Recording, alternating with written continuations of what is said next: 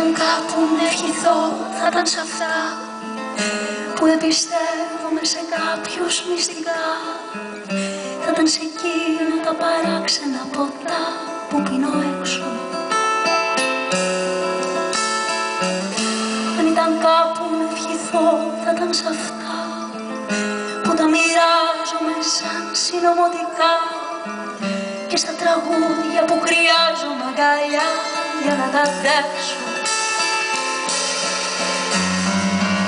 Στον αγριό άνεμο που φύσηξε σημώ, που είναι για μένα το αμύστο διαθώ, σε ένα χαμόγελο στο δάκρυ δυο ματιών, σε κάνα λέω.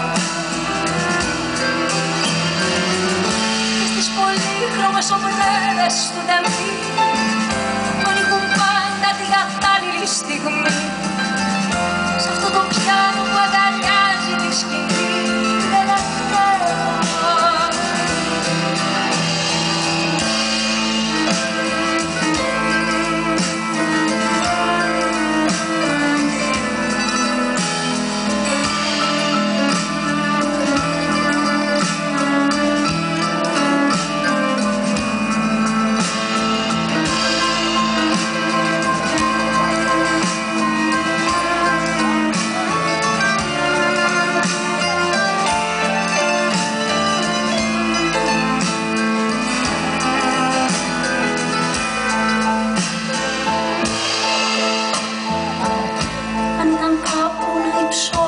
Μια γουλιά θα ήταν στα κλίματα που έγραφα παλιά, θα ήταν σε εκείνα τα ασήμαντα χαρτιά που τα έχω σκίσει.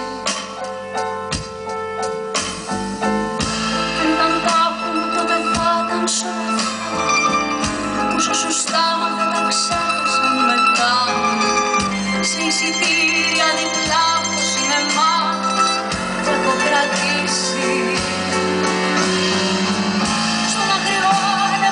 Φύσηξη σημώ, που είναι για μένα το αμύστο διαθώ, σε ένα χαμόγελο στο δάκρυ δυο ματιών, σε μια αυλαία.